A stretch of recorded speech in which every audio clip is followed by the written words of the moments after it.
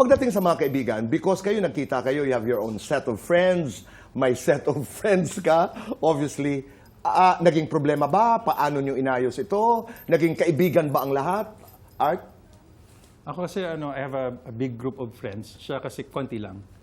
Oh, Diba? okay. Konti lang. Ako kasi sa lahat ng sa work, sa school, sa mga dati ko, marami akong group of friends talaga. So, mabilis naman siya naka-adjust. Hindi siya naging problema, no? Tapos, pag may mga events kami, yung friends namin, nagmi-mix na. So, hindi na kami nahihirapan na ilagay sila na separate. Okay. So, naging close na.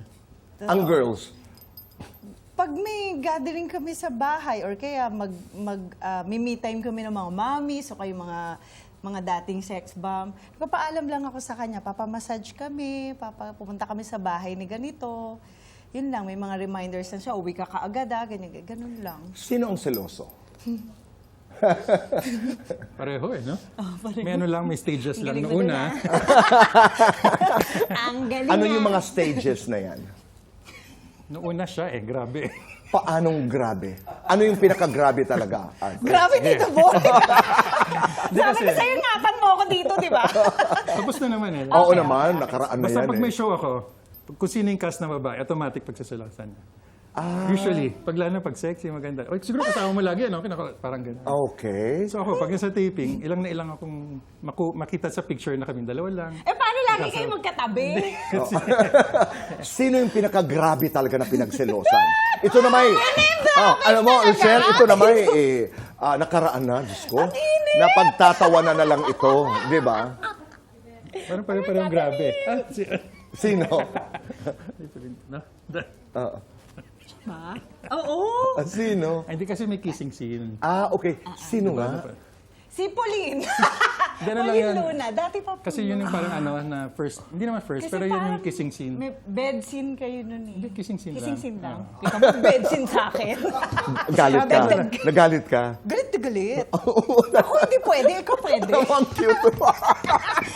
Galit na galit. Galit na galit. Oo. At kasi sa kanya laging may issue pag may katabi ka lang. Ito, magkikissing scene kayo. Hindi mali ko kasi hindi ko sinasabi. Oo, na may tas kissing napanood scene. ko na Yan lang. ang mali ko. Ikaw naman kasi. Kaya dapat sinabi ko, normal lang na may kissing scene. Parang, Parang tayo artista Oo, di ba? Kasi lang, tinatago ko doon siya na, ba't mo tinatago? Na, So may meaning biglang ka. mapapanood mo na lang sa TV na. Pero minsan yung mga away na ganito, pampadagdag din ng spice, di ba? And hindi lamang spice, but it also allows couples to understand each other better. Opo. Yan pala yung Mga level, mga threshold, yung mga levels ng selos, di ba? Pero at the end, paano yun? Nag-uusap kayo? Does it end with an I love you? Does it end with, I'm sorry, nabigla lang ako kanina? Pinapaintindi niya po sa akin. Kinukwento niya sa akin kung meron pang si Jana.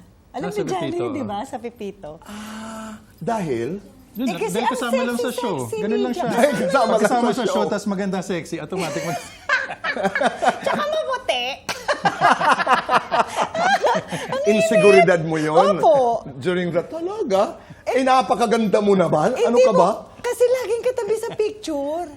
Tapos, laging kasama sa eksena. Tapos laging niloloko pa sila sa set. Pag dumarating ako, di ba? Kita mo. Kasi Kaya ako sa isip ko, may gumaganti akong mag-isa sa may sarili. wardrobe na gumagawa ng issue lagi. Doon. So, pinapare lahat ng naman. mga ka-eksena ko, tinutukso, parang ganun. So, na-timingan na nandun siya. Tapos Tas nagsisigawan sila, Oo nga naman. ano yan?